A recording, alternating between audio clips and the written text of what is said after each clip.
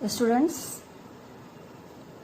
आज हमारा चैप्टर है सरफेस केमिस्ट्री यूनिट 5, जिसे हिंदी में कहते हैं पृष्ठ रसायन। पृष्ठ रसायन क्या है और हमें इसमें क्या क्या चीज़ें पढ़नी है। तो सबसे पहले जो टॉपिक्स हम पढ़ेंगे पृष्ठ रसायन में, वो हम पढ़ेंगे एब्जॉर्प्शन और adsorption.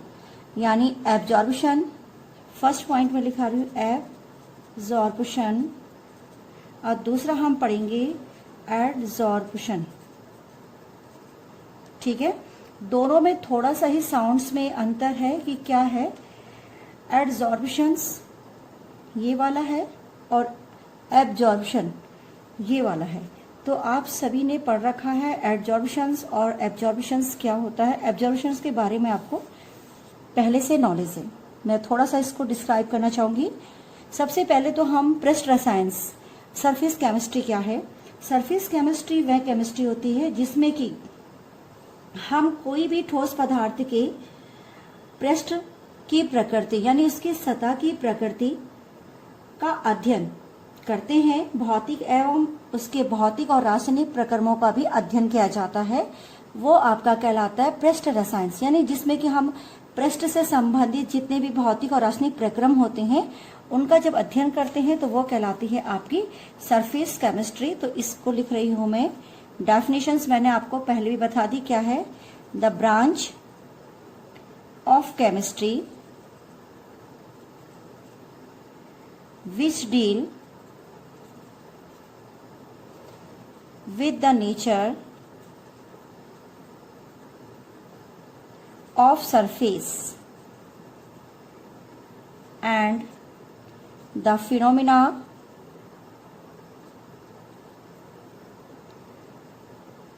that occur at the surface or interface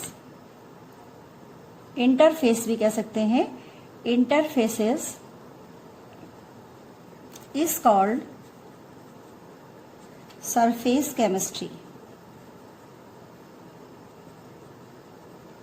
The branch of chemistry which deal with the nature of surface.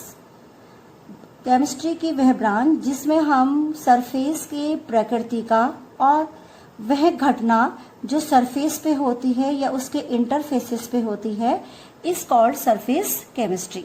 ठीक है, अब इसमें जो घटना होने वाली होती है सरफेस पे होने वाली घटना कहलाती है आपकी एडजॉर्प्शन। ठीक है, मगर फिलहाल हम पहले पढ़ेंगे फर्स्ट एब्जॉर्प्शन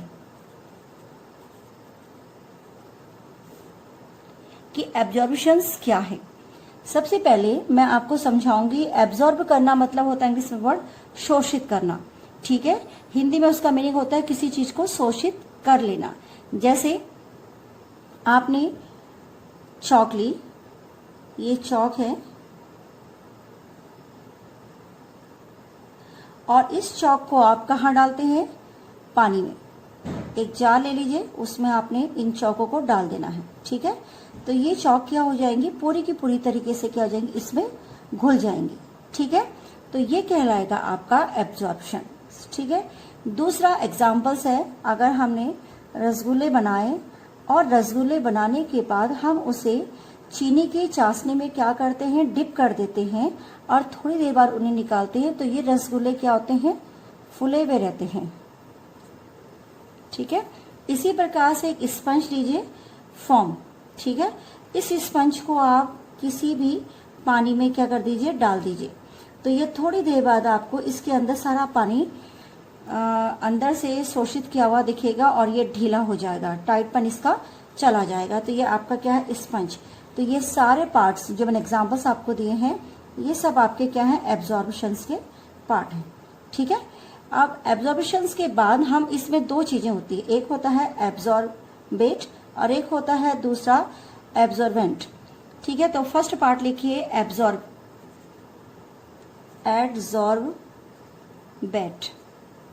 और दूसरा होता है एडजॉर्बेंट। ठीक है, तो एडजॉर्बेट और एडजॉर्बेंट अब थोड़ा सा ध्यान दीजिएगा। सॉल्यूशन था। सॉल्यूशन में दो चीजें होती है, एक होता है सॉल्यूट और एक होता है सॉल्वेंट होता है। तो एडसॉर्बेट आपका क्या हो गया, सॉल्यूट, और एडसॉर्बेंट दिस इज अ सॉल्वेंट। तो सॉल्वेंट वो होगा जिसमें कि आप किसी चीज को डालेंगे, ठीक है।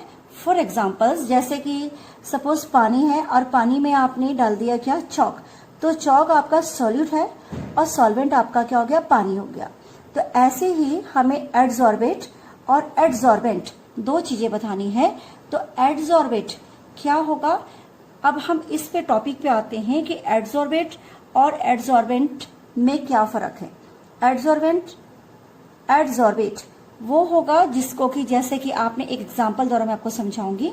जैसे कि आपके पास क्या है, चॉक है, और चॉक को आप, या अमोनिया है या स्टार्च है, आयोडीन्स में आप उसे घोलना चाहते हैं, कई एग्जांपल्स है जैसे, ठीक है। तो इनमें से जिसके ऊपर ये चीज घुलती है, यानी जिसके ऊपर ये एब्जॉर्ब हो जाता है, वो तो कहलाएगा एडसॉर्बेंट। और जो चीज जिस पर परत कोई जमा होगी तो वो कहलाता, वो तो जिसमें आप, जैसे सपोज आपने, हम नॉर्मली अगर बात करें तो जैसे किसी चीज के, कागज के ऊपर धूल का लग जाना, तो कागज उसमें एडसॉर्बेंट है, और जो धूल है जो जमी उसके ऊपर, वो क्या है, आपका एडसॉर्बेंट है, ठीक है। तो इसको मैं एक्सप्लेन करके आपको समझा रही हूँ कि दो चीजें क्या होती है और ये किस प्रकार से की जाती है। तो यहां पर आप देखिएगा, सबसे पहले मैं आपको एडसॉर्बेंट के बारे में बताती हूँ। सपोज हमने कहा एडसॉर्बेंट क्या है, कि अगर आप जैसे कोई पार्ट ले रहे हैं तो उसमें एडसॉर्बेंट को हम कैसे डिस्क्राइब करेंगे। जैसे किसी पदार्थ की सतह पर कोई अन्य पदार्थ जमा हो जाता है, जैसे किसी पदार्थ की सतह पर कोई अन्य पदार्थ जमा हो जाता है, ठीक है, उसे कहेंगे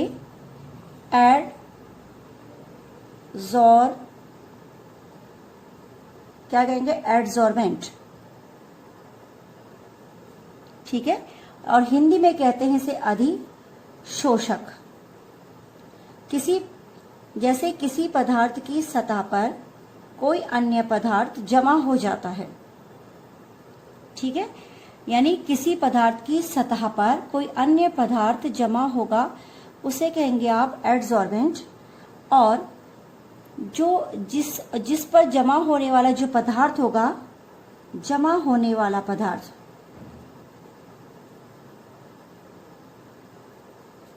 वो कहलाएगा आपका एडसॉर्बेट,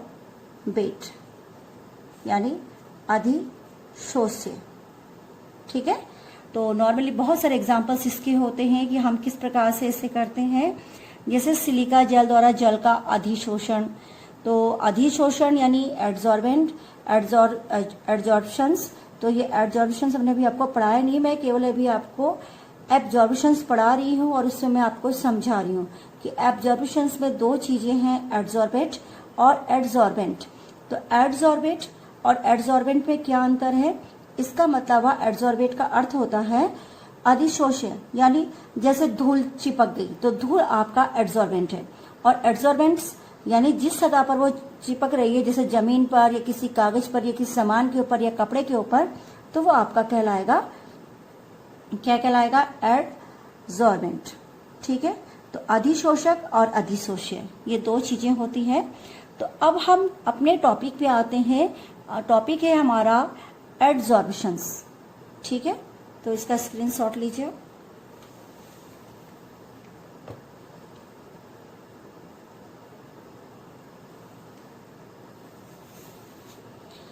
चलिए नेक्स्ट देखते हैं। इसमें हम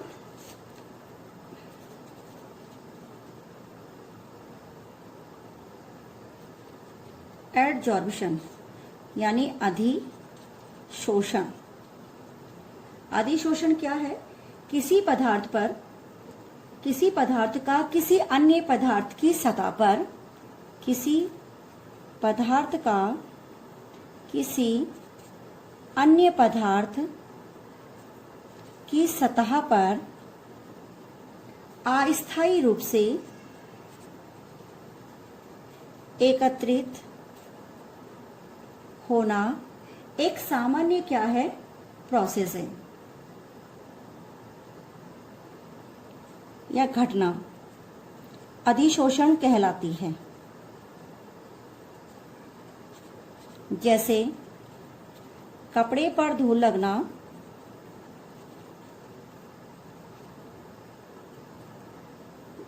ठीक है, यह केवल ये परमानेंट नहीं होती है। इसमें क्या है कि आपका कपड़े पे धूल लगी, आपने झाड़ा, ऊपर ही ऊपर लगी, इसकी सतह पर कपड़ा क्या हो जाएगा, साफ हो जाएगा। यह एक सतह घटना होती है, यानी सरफेस फिनोमिना। ये सरफेस फिनोमिना है, मतलब धूल लगेगी मगर धूल आप उसके केवल लेयर के ऊपर लगी। अगर आप उससे डस्ट को साफ करेंगे तो वो दोबारा से साफ हो जाएगा। तो ये चीज कहा जाता है एब्जॉर्प्शंस। जबकि इससे पहले जो मैंने आपको टॉपिक पढ़ाया वो टॉपिक था एब्जॉर्प्शन। एब्जॉर्प्शंस में क्या होता है कि प्रत्येक जो पार्ट होता है, जैसे पानी है तो पूरा उसके एकदम अंदर की ओर उसको क्या कर देगा, शोषित कर देगा। जैसे रसगुल्ला चीनी में डाला तो प्रत्येक उसके जो इंटायर पार्ट होते हैं, यानी अंदर के जो पार्ट होते हैं बल्क में, तो जो एब्जॉर्प्शन होता है वो बल्क में होता है, यानी वो बल्क में उसको अपने ओर खींच लेता है बहुत ज्यादा मात्रा में, और पूरी तरह से एक तरीके से वो क्या होता है, एक जैसे उसमें घुल जाता है, शोषित कर लेता है, उसको एब्जॉर्ब कर लेता है। ठीक है, तो ये फर्क होता है। इसलिए जब हम इसको करते हैं तो ये एब्जॉर्प्शन का प्रोसेस होता है। और जो दूसरा प्रोसेस है एब्जॉर्प्शंस, कि किसी पदार्थ की सतह पर किसी अन्य पदार्थ का जमा हो जाता है तो उससे क्या कहते हैं, एब्जॉर्बेंट कहते हैं। वो अधिशोषण जमा होने वाला पदार्थ होता है एब्जॉर्बेंट, यानी अधिशोषीय होता है। तो एब्जॉर्प्शन में भी दो ही पार्ट होते हैं, जैसे उसमें था यही कहलाता है। ठीक है, अब हम कहते हैं कि एब्जॉर्प्शन क्यों होता है, तो इसके लिए आपने एक डायग्राम बनाया। इसमें आपने यहाँ पे पानी या कोई भी लिक्विड फॉर्म में कुछ रख दिया। यहाँ पे मॉलिक्यूल्स है, इस मॉलिक्यूल्स में मैं देखो फोर्सेस लग रहा है चारों तरफ से, और एक मैंने सरफेस पे लिया तो ये इधर से लगा, इधर से लगा और इधर से लगा। इसका यहाँ पे लास्ट वाला पोर्शन छूट गया, यानी चारों तरफ से उसमें फोर्स नहीं लग रहा है। ठीक है, तो अब हम इसको पढ़ेंगे कि क्या एब्जॉर्प्शन प्रोसेस क्यों होता है, अधिशोषण क्यों होता है। तो देखो, अधिशोषण होना क्या चीज है, अधिशोषण क्यों होता है। अधिशोषण इसलिए होता है कि जो मॉलिक्यूल्स नीचे है, यानी तल पे है या अंदर की ओर है, उस पे चारों ओर से एक बल लगता है। तो पहला पॉइंट, ये स्टेबल होता है। दूसरा, लेस एनर्जी होती है।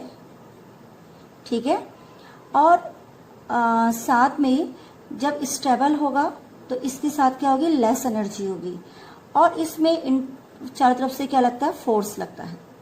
ठीक है, intermolecular force.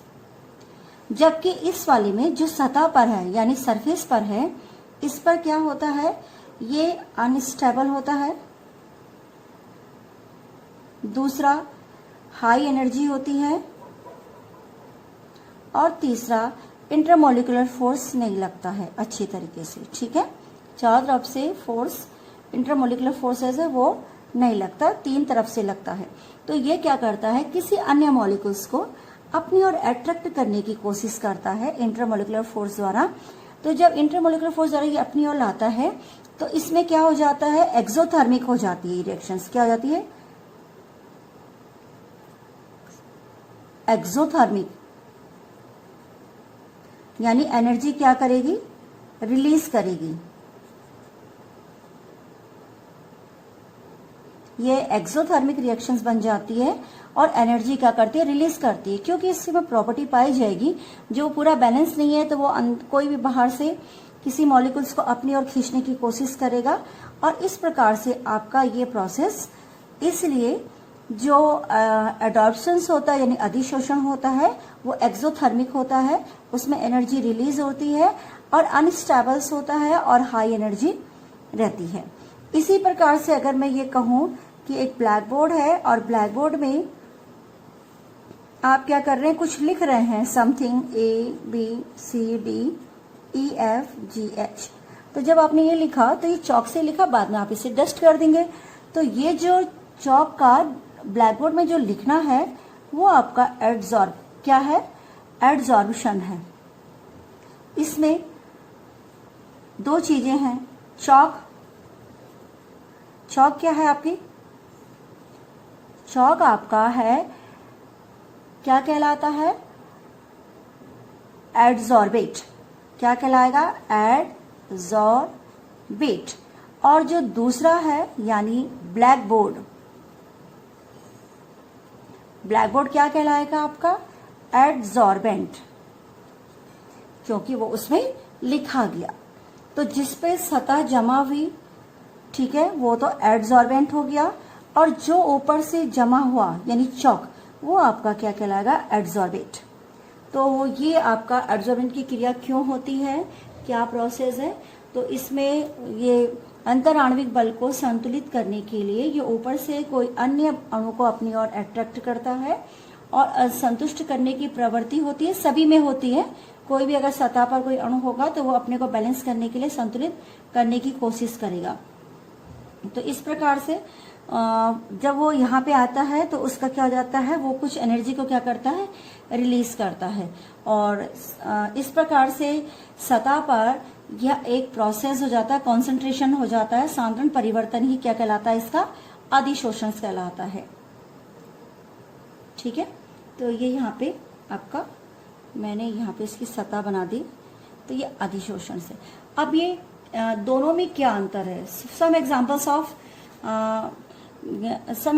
Of the adsorptions and absorptions. ठीक है, जैसे सपोज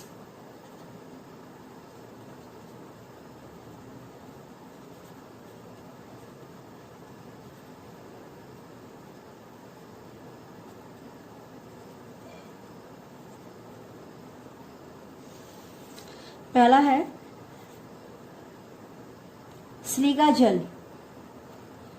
सिलिका जो जेल होती है, आपको मालूम होगा बोतल के अंदर एक छोटे छोटे पैकेट से बने होते हैं, सिलिका जेल कहलाती है। द्वारा जल का क्या होगा, अधिशोषण होगा, क्योंकि सिलिका जेल केवल बाहरी भार से आपको ऐसा लिखेगा कि वो केवल उसको जल को क्या करेगी, अधिशोषित करेगी, यानी इसकी नमी को एब्जॉर्ब कर रही है। सिलिका जेल द्वारा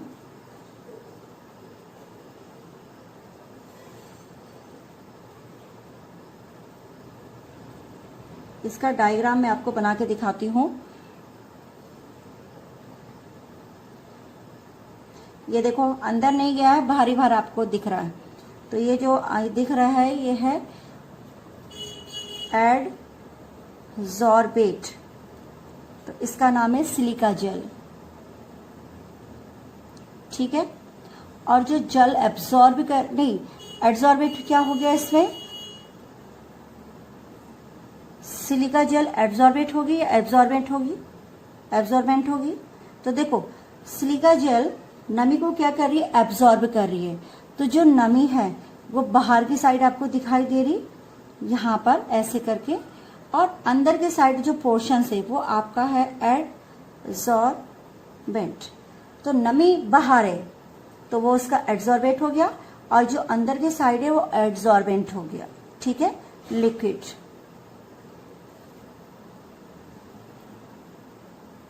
फिर है अगला, मैं इसमें बताऊं, कोई भी कागज आप ले लीजिए, सूखने वाला कागज, इसको बोलते हैं एब्जॉर्ब पेपर भी के नाम से भी जाना जाता है। हिंदी में इसको कहते हैं सोखता कागज, यानी जो कागज किसी चीज को सोख ले। सोखता कागज द्वारा स्याही का अवशोषण होगा, क्योंकि कागज इसको पूरा का पूरा एब्जॉर्ब कर ले रहा है।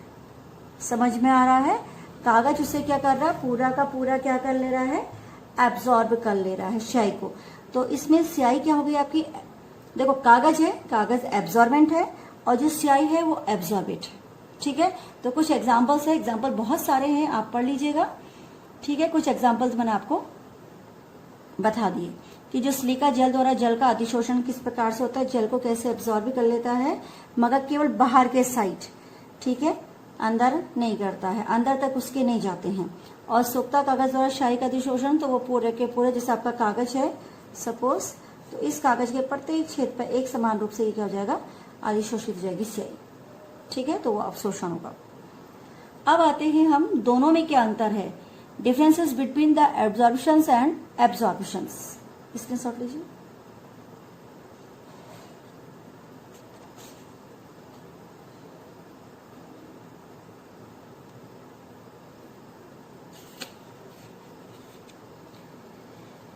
यहाँ पे हेडिंग चेंज कर लेते हैं, अधिशोषण एवं अवशोषण। ठीक है, तो फर्स्ट पॉइंट मैं डिफरेंसेस बता रही हूं दोनों में। फर्स्ट पॉइंट है जो अधिशोषण है, यहाँ पे आप लिखिए अधिशोषण और यहाँ पे लिखिए अवशोषण। तो जो अधिशोषण होता है वो केवल एक कहाँ होता है, सतही घटना होती है।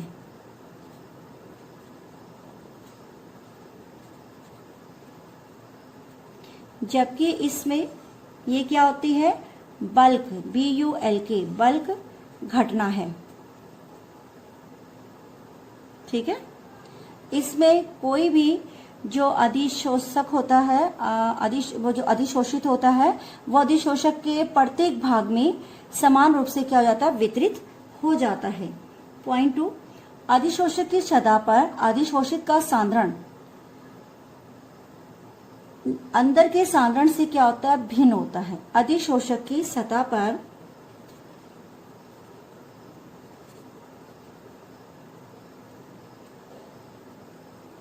अधिशोषित का सांद्रण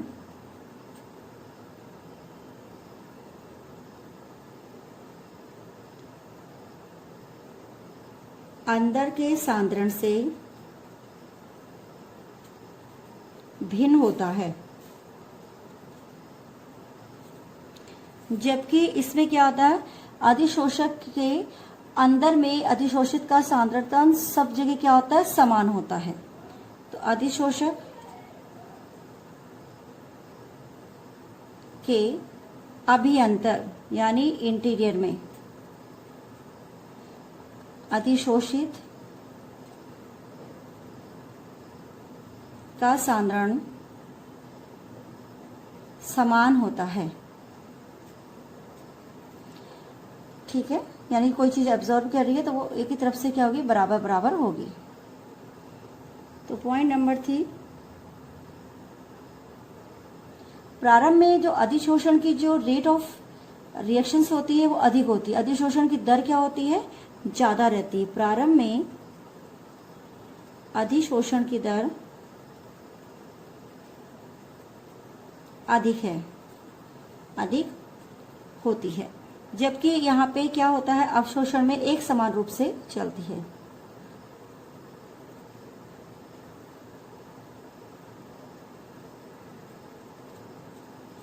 ठीक है, तो इसके स्क्रीनशॉट लीजिए इतने का। इसमें मैं एक चीज और पढ़ाऊंगी, धनात्मक और ऋणात्मक अधिशोषण क्या होता है, धनात्मक एवं ऋणात्मक।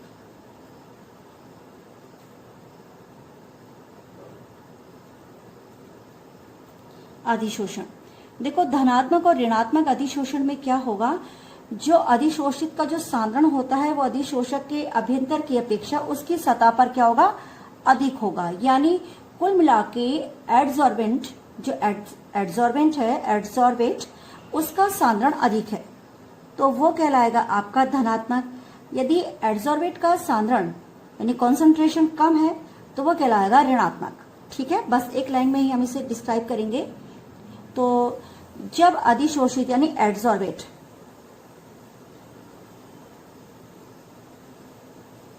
इसको अधिशोष्य भी कहते हैं, इसलिए मैं हिंदी में भी लिख रही हूं। जब एडजॉर्बेट का सांद्रण अधिशोषक के अभ्यंतर यानी अंदर की ओर अभ्यंतर से सतह पर अधिक होता है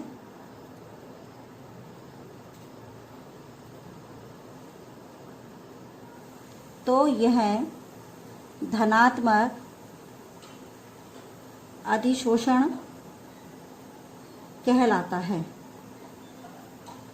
जबकि इसके विपरीत यदि अधिशोषित का सांद्रण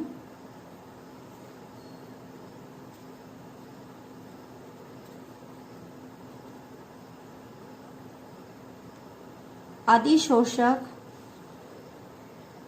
या अधिशोष्य के अभ्यंतर की तुलना में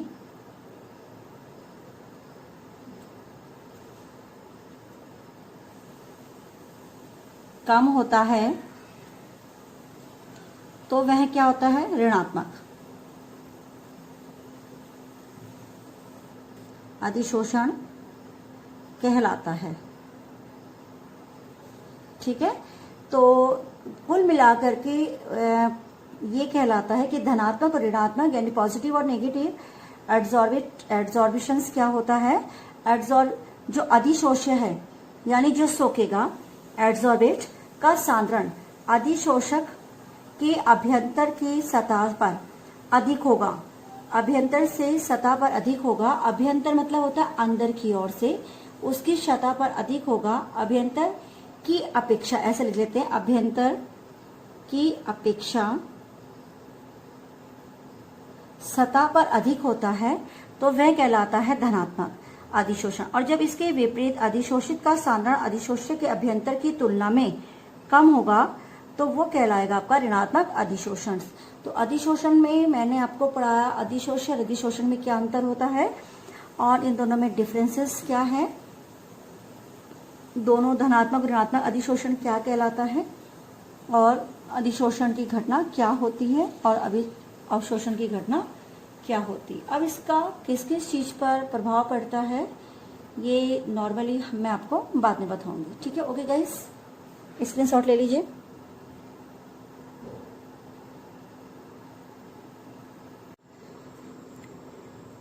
स्टूडेंट्स, आज हमारा टॉपिक है पृष्ठ रसायन चैप्टर में, चैप्टर पृष्ठ रसायन है, इस पर टॉपिक है हमारा ठोसों पर गैसों का अधिशोषण। इसको थोड़ा मैं ओरली समझाऊंगी कि ठोसों पर गैसों का अधिशोषण क्या होता है। तो जो ठोस पदार्थ होते हैं, ठोस की जो सतह होती है उस पर गैसों का जो अधिशोषण होता है वो केवल क्या होता है? जर्नल होता है, अत्यंत क्या होता है? सामान्य होता है, अत्यंत सामान्य होता है। ठीक है, एक ठोस की सतह पर असंतुलित आणविक बल उपस्थित रहते हैं। कौन से बल रहते हैं? असंतुलित, क्योंकि सतह पर ऊपर से नहीं लग पाता बल, नीचे से और उसके साइड्स में ऐसे करके बल लगते हैं।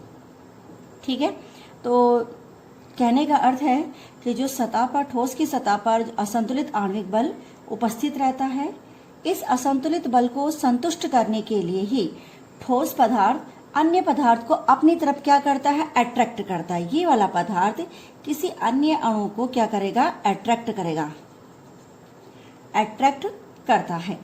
ठोसों पर जो गैसों का अधिशोषण है वे अनेक कारकों पर निर्भर करता है, यानी उसके कारक कौन कौन से होते हैं। तो यहाँ पर नेक्स्ट हेडिंग हमारी आती है फैक्टर अफेक्टिंग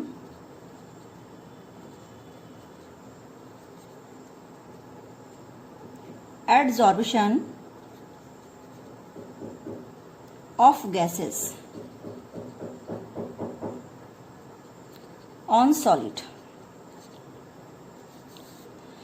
मतलब कौन कौन से ऐसे कारक हैं जो ठोसों पर गैसों के अधिशोषण को प्रभावित करते हैं। ठोसों पर गैसों के अधिशोषण को प्रभावित करने वाले हम कारक बताएंगे। तो सबसे पहला कारक है नेचर ऑफ एडसॉर्बेंट। एडसॉर्बेंट आपने कैसे याद करना है? सॉर्बेंट यानी सॉल्वेंट, इस टाइप से आपने उसको याद करना है। तो यह है नेचर ऑफ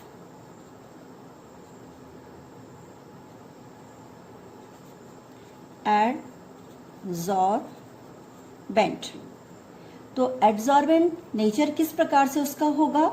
फिर सेकंड पॉइंट उसके अंदर सरफेस एरिया, उसका surface area. And third point इसमें आएगा आपका state of sub division.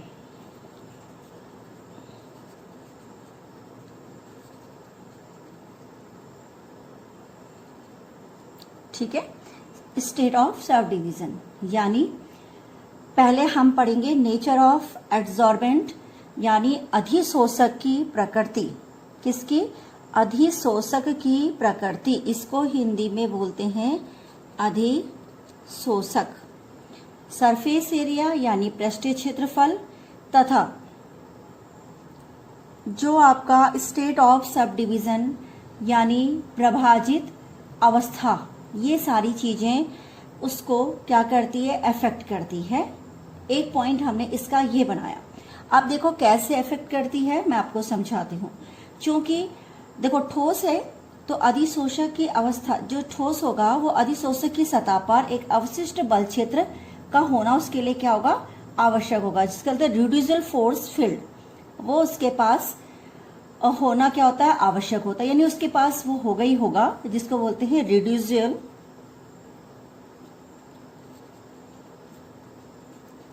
Force field. ये कंपल्सरी फील्ड उसके अंदर होगा ही होगा। किस पे? ठोस की अधिशोषक की सतह पर। तो जो अधिशोषक है यानी जो एडजॉर्बेंट है, उसकी सतह जो होगी उस पर ये रिड्यूसिबल फोर्स फील्ड होगा।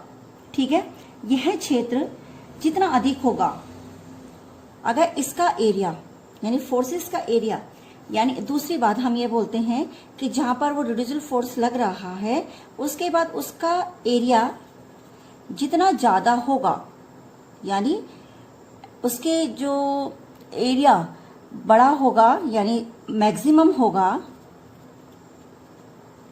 ठीक है, तो उसमें वह क्षेत्र उतना ही अधिक, जितना उसमें यह क्षेत्र जितना अधिक होगा उसका अधिशोषण की प्रवृत्ति भी उतनी ही अधिक होगी। यानी मैक्सिमम एरिया होने के चक्कर में उसका अधिशोषण यानी एडजॉर्बेंट अधिक होगा। ठीक है, ये पॉइंट 1 के अंदर थे कि उसको ये सारे nature of absorbent, surface area, state of सब डिविजन्स और रिड्यूसिबल फोर्सेस फील्ड उसके अंदर होना आवश्यक है। जितना एरिया उसका ज्यादा होगा उतने ही ज्यादा उसमें एब्जॉर्बेंट क्या होगा, अधिक होगा। दूसरा देखो, क्योंकि अधिशोषण एक क्या है, सतही घटना है, अर्थात उसे संपन्न करने के लिए अधिशोषक के पृष्ठीय क्षेत्रफल पर भी क्या करेगा, ये निर्भर करेगा। किस पर निर्भर करेगा? उसके सरफेस एरिया पर। सरफेस एरिया पर उसके निर्भर कैसे करेगा, ये पॉइंट नंबर 2 था कि सरफेस एरिया पर वो किस प्रकार से निर्भर कर रहा है। यदि अधिशोषक का पृष्ठीय क्षेत्रफल जितना अधिक होगा उतना ही उसमें अधिशोषण होगा।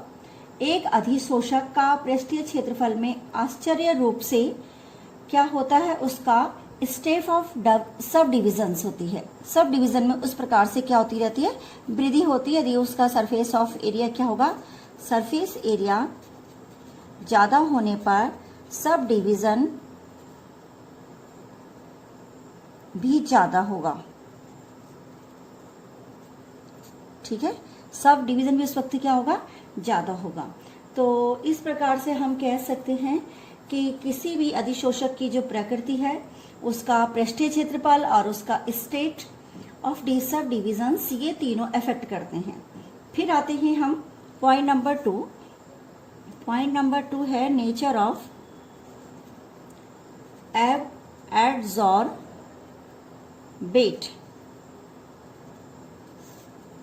एडजॉर्बेट यानी सॉल्वेट, जैसे सॉलिड होता है तो एब्जॉर्बेट उसे कहते हैं।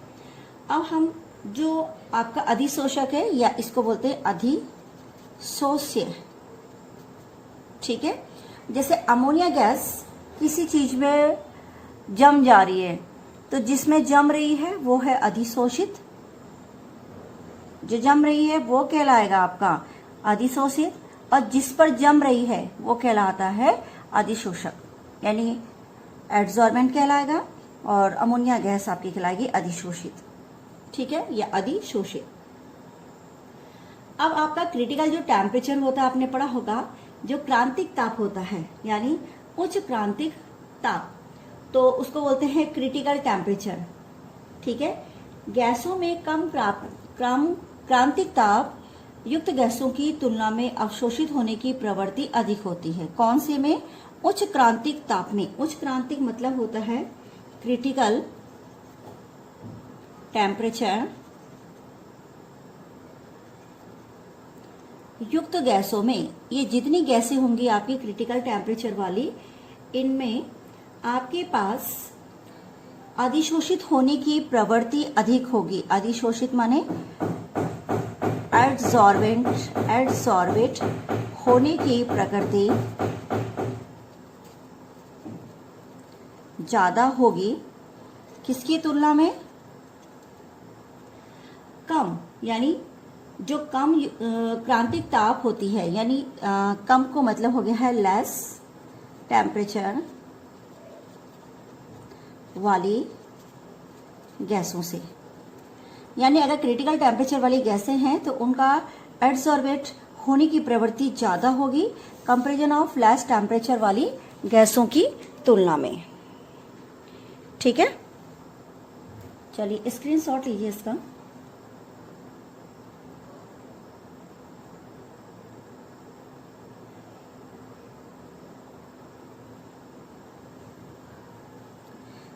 अब देखिए इसका क्या कारण है। तो इसका कारण क्या है? जो क्रिटिकल टेम्परेचर वाली गैसेस होती है, कौन सी होती है? क्रिटिकल टेम्परेचर वाली गैसें।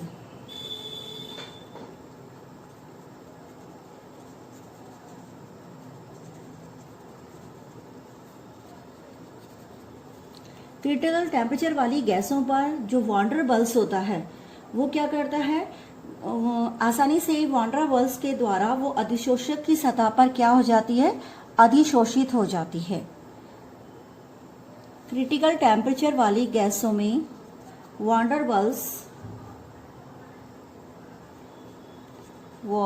वाल्स होने के कारण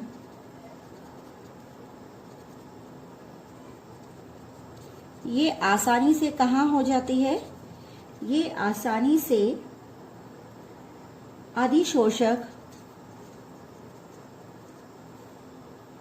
की सतह पर अधिशोषित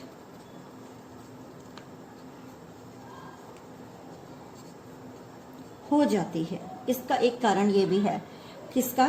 नेचर ऑफ एड्सॉर्बेट, कि नेचर जो उच्च ताप वाली टेम्परेचर युक्त वाली होंगी उनका कम ताप वाली क्रांतिक गैसों की तुलना में अधिशोषण होने की प्रवृत्ति ज्यादा होगी, जिसके कारण जो क्रांतिक ताप अधिक होने पर आसानी से वो वॉन डेर वाल्स के द्वारा अधिशोषक की सतह पर अधिशोषित हो जाती है। तीसरा है प्रेशर। प्रेशर क्या है? दाब में अगर आप वृद्धि करेंगे तो गैसों के ठोस की सतह पर अधिशोषण में क्या हो जाएगी? वृद्धि। अगर प्रेशर में क्या करेंगे? वृद्धि करेंगे। अगर इसको इंक्रीज करेंगे हम तो नेचुरली है इंक्रीज करते ही अधिशोषण में क्या होगी? वृद्धि होगी।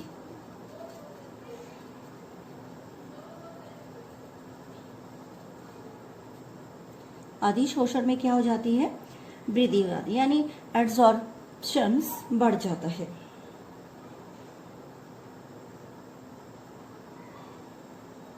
उसके बाद आता है टेम्परेचर।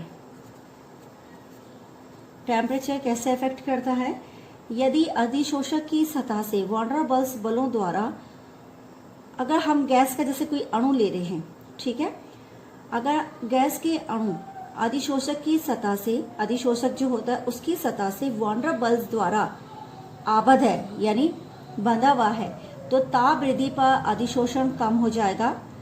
और इसके विपरीत जो गैस अणु रासायनिक बंध से आबद्ध है वो ताप वृद्धि पर पहले अधिशोषण में वृद्धि होती है और उसके पश्चात ये कम होने लगता है। यानी कहने का अर्थ है जैसे जैसे आप ताप बढ़ाएंगे ताप में वृद्धि पर अधिशोषण कम हो जाता है, ठीक है, मगर ये उसके लिए होता है जो अधिशोषक की सतह पर गैस का अणु है। किस पर? यदि गैस अणु कहां पर है, अधिशोषक की सतह पर, तो वॉन्डर बल्स द्वारा वो क्या होगा, बंधा हुआ होगा। वॉन्डर्स बल लिख दीजिए, वॉन्डर बलों द्वारा क्या होता है, बंधा रहता है, आबद्ध रहता है, या वैसे नॉर्मली आप कहते हैं आबद्ध रहता है। तो ताप में वृद्धि पर अधिशोषण क्या हो जाएगा, फिर अधिशोषण क्या हो जाएगा, कम होगा। ये अधिशोषक की सतह पर जो गैस का अणु है। इसके विपरीत यदि गैस अणु रासायनिक बंध से आबद्ध है, किससे है, रासायनिक आबंध से आबद्ध है, बंधा हुआ है, तो ताप में वृद्धि करने पर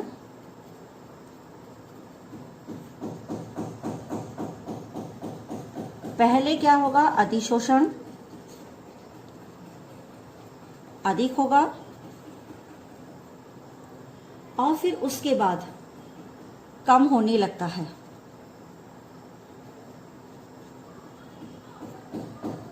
ठीक है, तो इस प्रकार से हम कहेंगे कि ये जो ठोसों पर गैसों के अधिशोषण को प्रभावित करने वाले कारक हैं, वो अधिशोषक की प्रकृति है, उसका क्षेत्रफल है और स्टेट ऑफ सब डिवीजन है। अब मैंने इसके बाद आपको नेचर ऑफ एडसॉर्बेट पढ़ाया, उसके बाद प्रेशर्स पढ़ाया और उसके बाद आपको टेम्परेचर पढ़ाया। ठीक है, तो टेम्परेचर में मैंने आपको बोल दिया कि अधिशोषक की सतह पर जो अणु होगा वो वॉन्डर बल से आबद्ध होगा और अधिशोषण उसका कम होगा। परंतु यदि कोई रासायनिक आबंध से आबद्ध है, यानी यदि इसके विपरीत कोई गैस का अणु रासायनिक आबंध से आबद्ध है, तो ताप वृद्धि में पहले वो अधिशोषण अधिक होगा और फिर बाद में क्या होने लग जाएगा, कम होने लगेगा। अब हम इसमें दो चीजें पढ़ाते हैं आपको, इसका स्क्रीनशॉट लीजिए। टाइप्स ऑफ एडसॉर्प्शंस यानी अधिशोषण के प्रकार।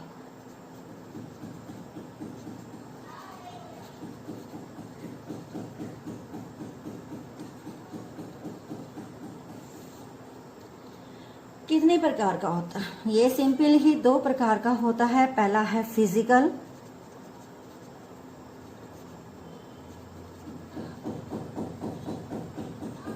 और दूसरा है केमिकल एडसॉर्प्शंस। ठीक है, भौतिक अधिशोषण और रासायनिक अधिशोषण क्या है, इसके लिए आपने सबसे पहले क्या करना है, फिजिकली हम अभी बता रहे हैं आपको कि भौतिक अधिशोषण और रासायनिक अधिशोषण में क्या अंतर है। तो इसके लिए हम पहले समझाएंगे आपको कि अधिशोषण के प्रकार यानी टाइप्स ऑफ एडसॉर्प्शंस क्या है। तो इसमें दो प्रकार के होंगे। देखो, यदि एक प्रकार की सांद्रता अधिशोषण में, यदि एक प्रकार की सांद्रता दूसरे पदार्थ की अपेक्षा स्थूल में है, तो स्थूल में भिन्न है।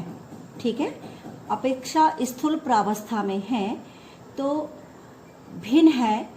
तो इस प्रकार अधिशोषण दो प्रकार के होंगे, एक होगा धनात्मक और एक होगा ऋणात्मक। मैंने कल आपको ये समझाए थे। ठीक है, अब हमारे पास हमने इसमें दो कैटेगरीज बनाई कि कितने प्रकार के अधिशोषण होते हैं। तो एक होता है भौतिक और एक होता है रासायनिक। भौतिक अधिशोषण क्या है, इसके बारे में पहले हम डिस्क्राइब करेंगे कि फिजिकल एडसॉर्प्शंस क्या है।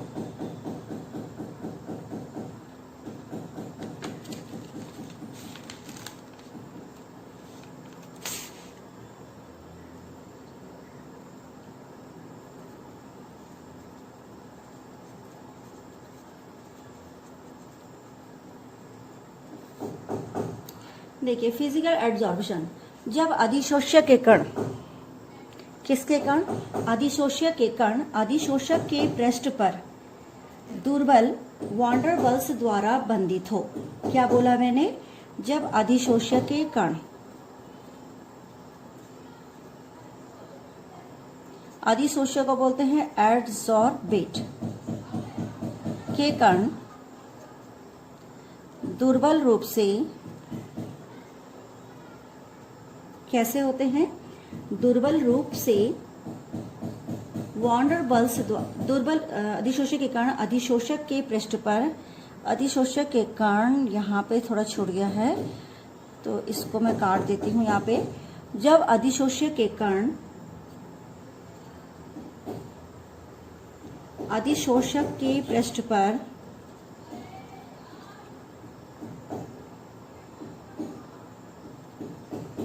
दुर्बल रूप से वॉन्डर बल्स द्वारा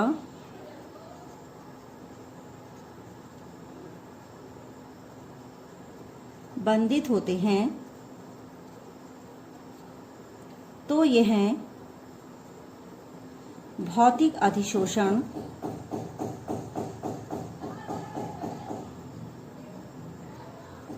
कहलाता है।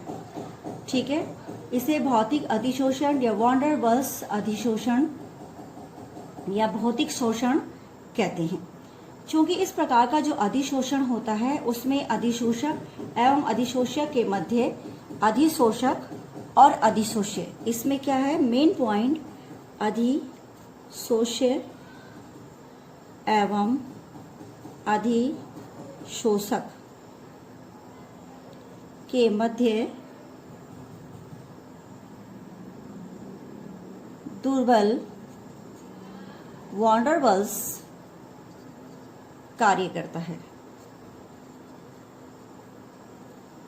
ठीक है, इस प्रकार का जो अधिशोषण होता है गर्म करने पर अथवा दाब बढ़ाने पर उत्क्रमित हो जाता है।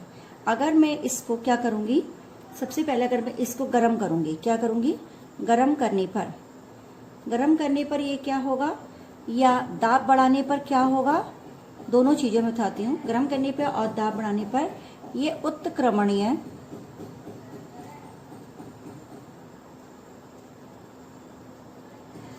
यानी रिवर्स हो जाता है। इंग्लिश से बोलेंगे रिवर्स हो जाता है। ठीक है, तो मेरा कहने का अर्थ है कि जो फिजिकल एब्जॉर्प्शन है, जब वो अधिशोषक के कारण दुर्बल अधिशोषक के कारण अधिशोषक के पृष्ठ पर दुर्बल रूप से वॉन्डर बल्स द्वारा बंधित होंगे तो भौतिक अधिशोषण कहलाएगा। और अधिशोषण एवं अधिशोषण के जो मध्य, इसमें दुर्बल वॉन्डर बल्स क्या करता है, कार्य करता है। गर्म करने पर ये क्या हो जाता है, उत्क्रमित हो जाता है। अब आते हैं हम फिजिकल में।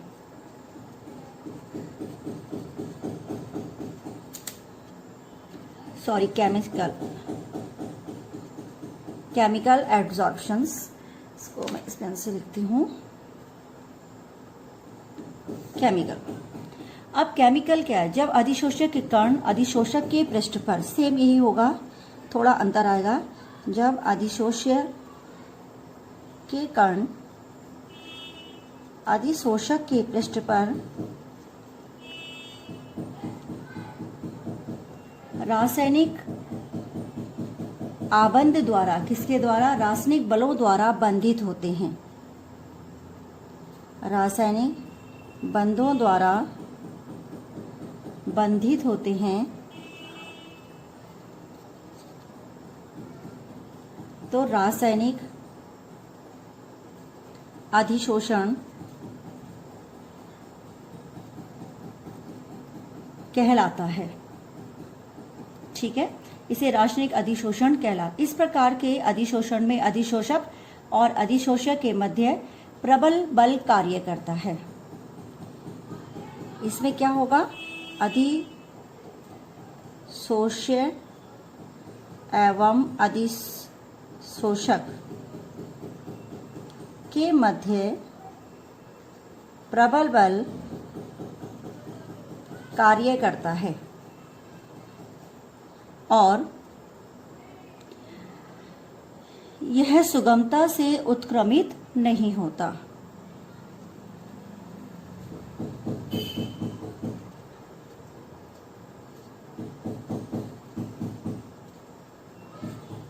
ठीक है, अब मैं इसको सिंपल एक एग्जांपल से, जैसे निकेल, तो यहाँ पर आपको एक बॉन्ड के द्वारा समझाया जा रहा है कि क्या चीज़ है।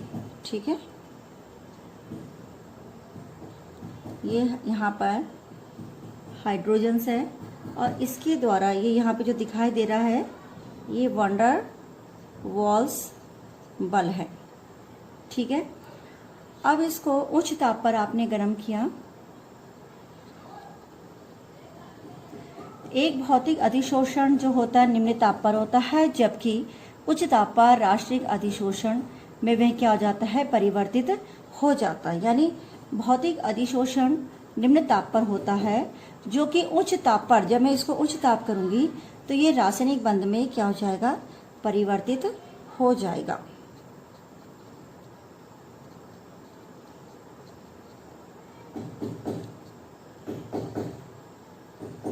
अब ये क्या बन जाएंगे, आपके रासायनिक बंध, ठीक है। तो आप इसका स्क्रीनशॉट लीजिए।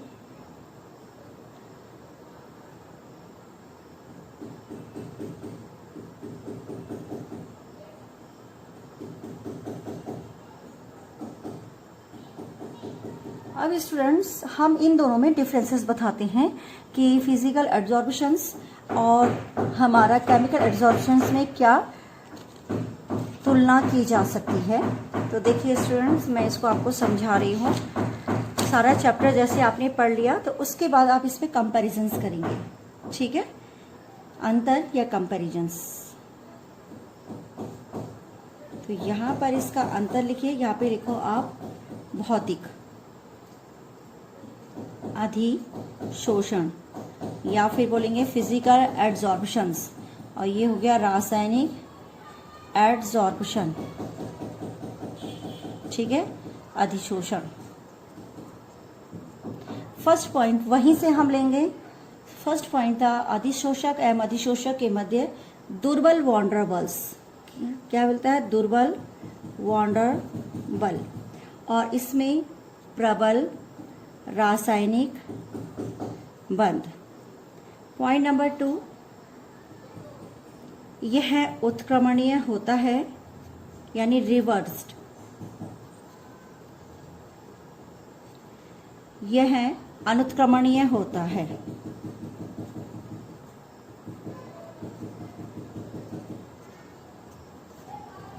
पॉइंट नंबर 3, कम ताप पर होता है, ताप वृद्धि के साथ घटता है। यह कम ताप पर होता है, ताप वृद्धि के साथ घटता है। यह क्या होगा, उच्च ताप पर होता है। इसका पॉइंट नंबर 1, पॉइंट नंबर 2 और पॉइंट नंबर 3। पॉइंट नंबर 4, और जो आपने इसमें टॉपिक्स पढ़े थे, अधिशोषक के दाब में वृद्धि के साथ अधिशोषण की जो दर होती है उसमें वृद्धि होती है, जबकि दाब बढ़ाने पर कोई सीधा प्रभाव इसका इस पे नहीं होता, ठीक है। अधिशोषण की सीमा गैस के द्रवीकरण पर निर्भर करती है, और इसमें अधिशोषण की सीमा मैं ये लिख देती हूँ,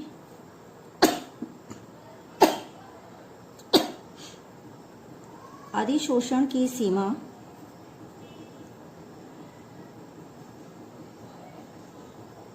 गैस के द्रवीकरण पर निर्भर करती है।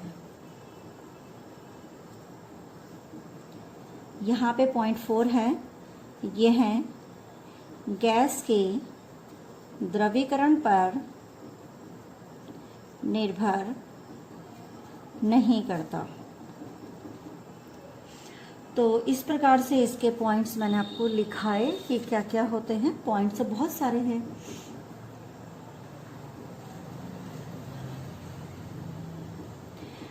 भौतिक अधिशोषण में जो अधिशोषण की जो अवस्था होती है वो पृष्ठ पर और आंतरिक भाग में क्या होती है, समान रहती है। ये भी इम्पोर्टेंट पॉइंट है इस पे।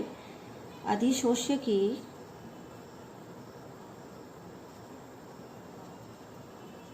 अवस्था पृष्ठ पर आंतरिक भाग पर क्या होती है, समान होती है, जबकि इसमें क्या होता है, अधिशोष्य की अवस्था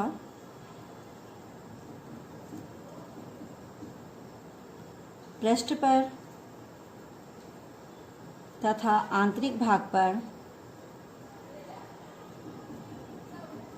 भिन्न होती है। ठीक है, तो स्टूडेंट्स इसका स्क्रीनशॉट लीजिए और मेरा अधिशोषण टॉपिक जो मैंने इसमें पढ़ाया था वो कंप्लीट हो गया। ठीक है,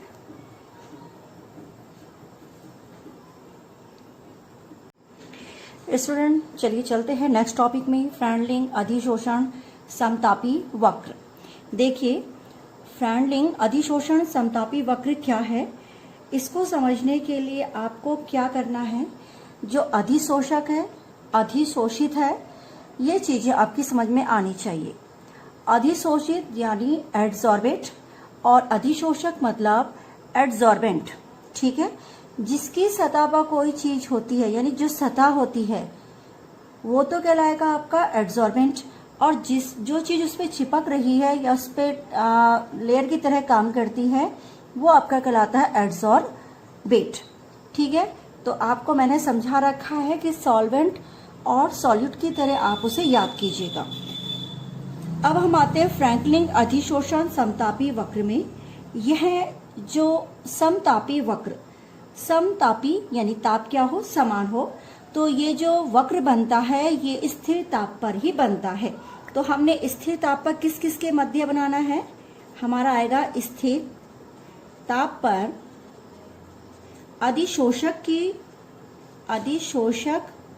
के प्रति इकाई यानी पर यूनिट द्रव्यमान पर अधिशोषित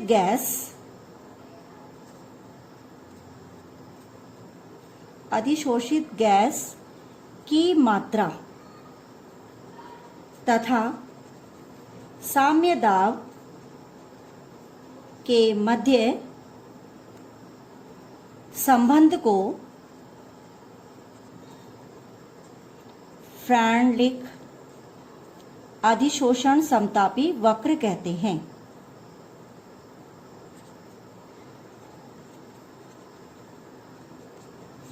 यानी आपने किस किस के मध्य निकलना है, कोई एक निश्चित ताप पर अधिशोषक की प्रति इकाई द्रव्यमान पर यानी पर यूनिट उसका जो मॉलिक्यूलर मास होगा द्रव्यमान पर अधिशोषित गैस की मात्रा यानी जितनी गैस उसमें अधिशोषित होगी तथा साम्य दाब के मध्य जो संबंध होगा उसे फ्रेंडलिंग क्या कहते हैं, अधिशोषण समतापी वक्र कहते हैं। ठीक है, इसे हम निम्न प्रकार व्यक्त करते हैं, x/m = k p⁴1/n। मैं आपको समझाऊंगी इसमें कौन क्या चीज है। यहाँ पर x है अधिशोषित मात्रा, अधिशोषित गैस का द्रव्यमान। ठीक है, और m अधिशोषक का द्रव्यमान।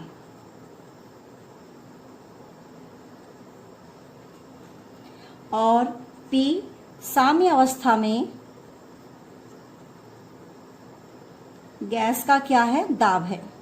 ये तीन चीजें आपके पास आएगी, अधिशोषित गैस का द्रव्यमान, अधिशोषक का द्रव्यमान और p साम्य अवस्था में गैस का क्या दाब होता है। यहाँ पर k और n क्या है, कांस्टेंट। ठीक है, जिनका मान अधिशोषक गैस की प्रकृति, अधिशोषित गैस की प्रकृति और ताप पर निर्भर करता है। किस पर, ये जो डिपेंड करते हैं k और n अधिशोषित गैस की प्रकृति यानी उसका नेचर कैसा है, अधिशोषक की प्रकृति पर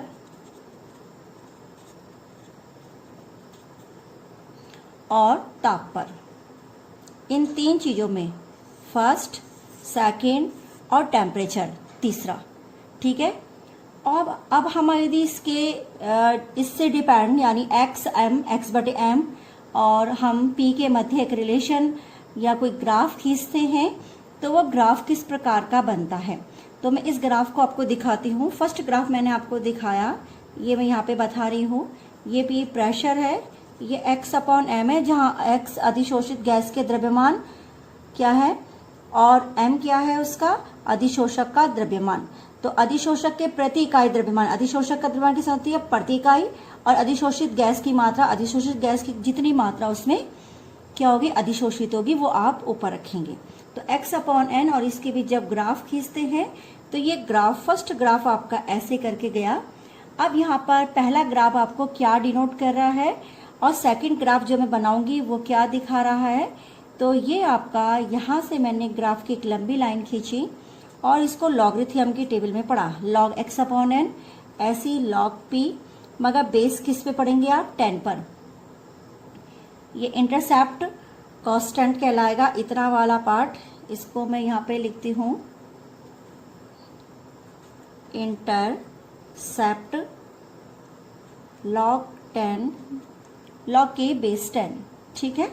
अब देखिए फर्स्ट ग्राफ एक आरेखित है, x अपॉन m और p के मध्य आपको दिखाई दे रहा है। ये ग्राफ इस प्रकार से आया, ठीक है। सेकंड ग्राफ एक स्ट्रेट लाइन, इसमें एक स्लोप भी बन जाता है, अगर आप थोड़ा ध्यान से देखेंगे। अगर मैं इसको यहाँ पे बनाऊं तो ये यहाँ पे क्या है, थीटा। तो जो स्लोप होता है वो क्या कहलाता है, टेन थीटा, और टेन थीटा बराबर 1 अपॉन n। यहाँ पे इस प्रकार से लिखा जाएगा, अभी मैं आपको समझाऊंगी इसको कैसे लिखा। तो जो फ्रैंकलिन अधिशोषित है, x अपॉन के नीचे आरेख और इसके मध्य आरेख, दोनों क्या है, एक फिक्स टेम्परेचर पर बनाए गए हैं, ये वाला भी और ये वाला भी।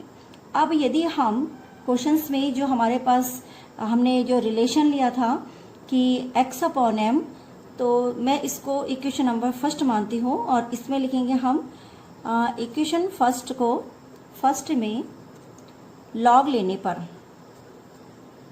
जब आप लॉग लेंगे तो log x upon m is equal to, क्योंकि मल्टीप्लाई है तो ये लिखेंगे लॉग के base 10 plus 1 upon n log p, इस प्रकार से लिखा जाएगा। तो इक्वेशन नंबर आपकी बन गई सेकंड। तो एक्चुअल में आप मतलब y, जैसे हमारा एक इक्वेशन होता है y is equal to mx plus c. y क्या है इसमें, y एक इक्वेशन से, m इसकी जो ढाल होती है यानी जो स्लोप कहलाता है वो है, और c उस पर काटा गया जो इंटरेक्टिव होता है, इंटरसेप्ट कहते हैं जिसे, वो है। तो इंटरसेप्ट c की वैल्यूज है, ठीक है। इसको हम इस प्रकार से भी लिख सकते हैं कि इसमें हमें एक सीधी रेखा जो दिखाई दे रही है यहाँ पे, ठीक है, ये एक सीधी रेखा प्राप्त होती है। इस रेखा की जो प्रवणता है, ये जो ढाल है वो क्या है, 1 अपॉन n के बराबर है, और इंटरसेप्ट कितना हो गया, log 10 k हो गया। अगर मैं इसकी कंपैरिजन करूँ y is equal to m x plus c से, तो y is equal to m x plus c, m x plus c is a constant, और m इज इक्वल टू आपके पास आ गया, यानी ढाल कितनी हो गई, स्लोप कितना हो गया, 1 अपॉन n, और जो हमारा इंटरसेप्ट है यानी log 10 बेस 10 k, ये आपका इंटरसेप्ट यानी c बराबर, तो c is equal to log 10 k और m बराबर 1 अपॉन n, m इसका स्लोप है, ठीक है। तो यहाँ पर से मैंने इक्वेशंस को इस प्रकार से रिप्रेजेंट किया। तो यहाँ पर आपका जो ये दिख रहा है फ्रैंकलिन अधिशोषण समतापी वक्र, वो इस प्रकार से आपके लिए बनाया गया है कि यदि हम इसके और उसके मध्य रिलेशन करते हैं तो अगर एक स्ट्रेट लाइन होती है तो वहां पर भी एक स्लोप प्राप्त आपको हो जाता है। तो स्लोप की वैल्यू होती है tan थीटा बराबर 1 अपॉन n। अब इसकी क्या क्या सीमाएं होती है,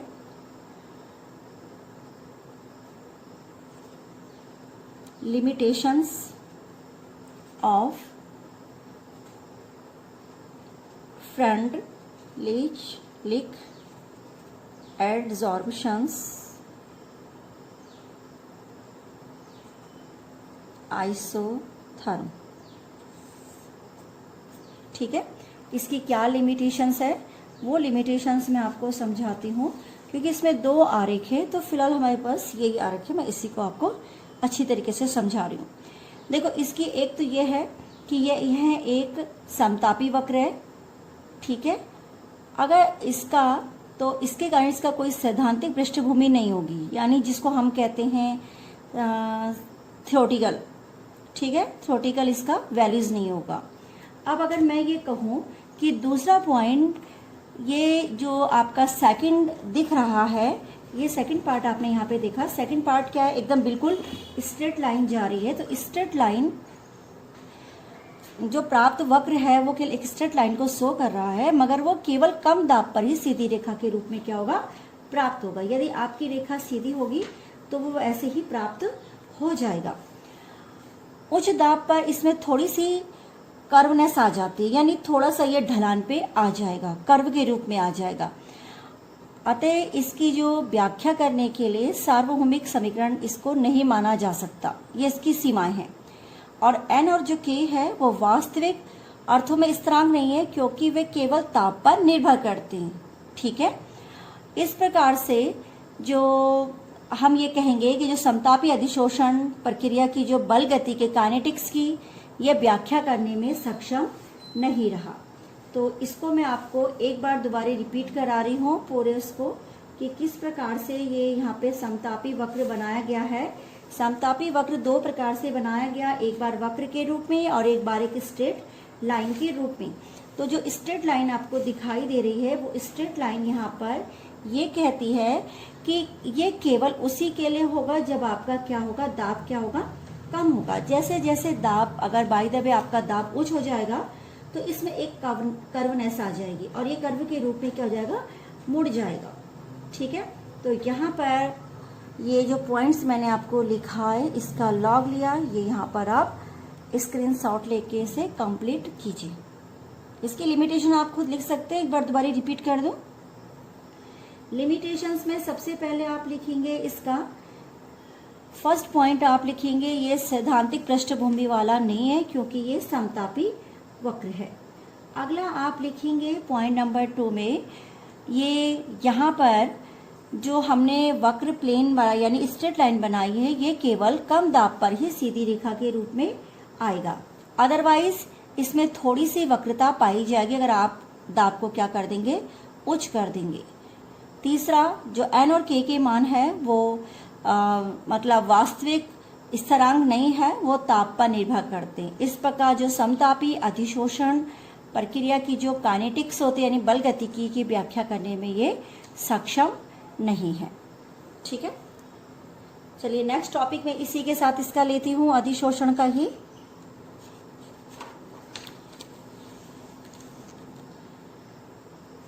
लिखिए एप्लीकेशंस ऑफ एडजॉर्प्शन।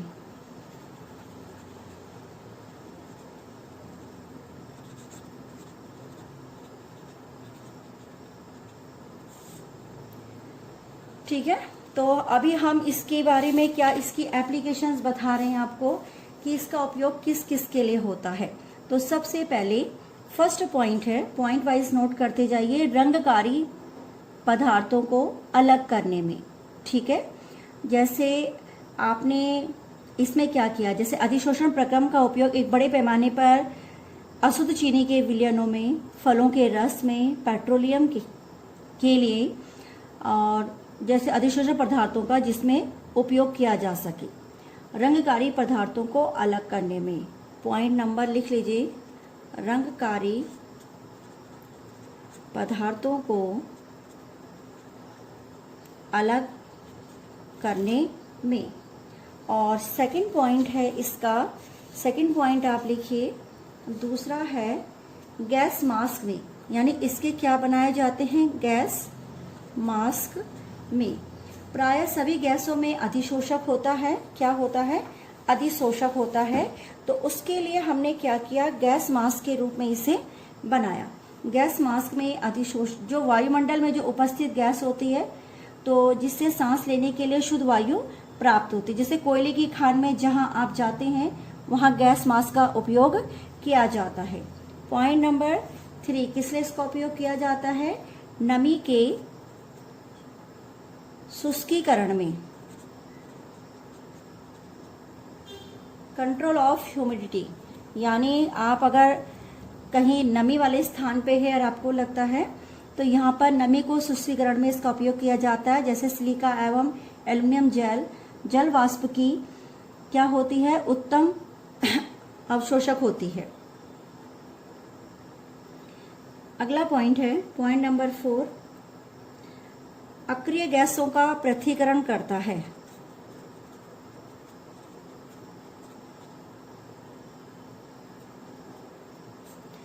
अक्रिय गैस जो आपस में क्रिया नहीं करती उनको अलग करने के लिए अधिशोषण को आधार बनाया जाता है। अगला नेक्स्ट है रोग के इलाज में।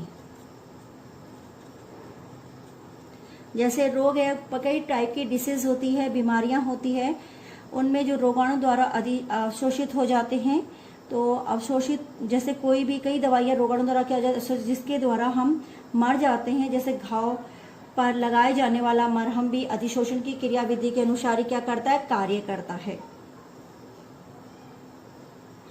नेक्स्ट है फेन प्लवन, झाग प्लवन विधि जिसे कहते हैं।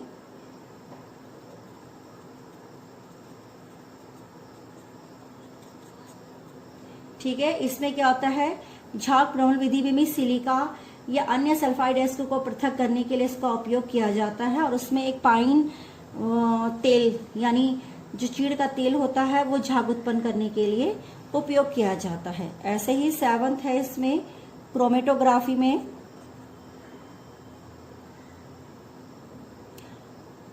अच्छा, क्रोमेटोग्राफी मैंने आपको यहाँ पे लिखा दिया, रंगकारी पदार्थों को अलग करने में क्रोमेटोग्राफी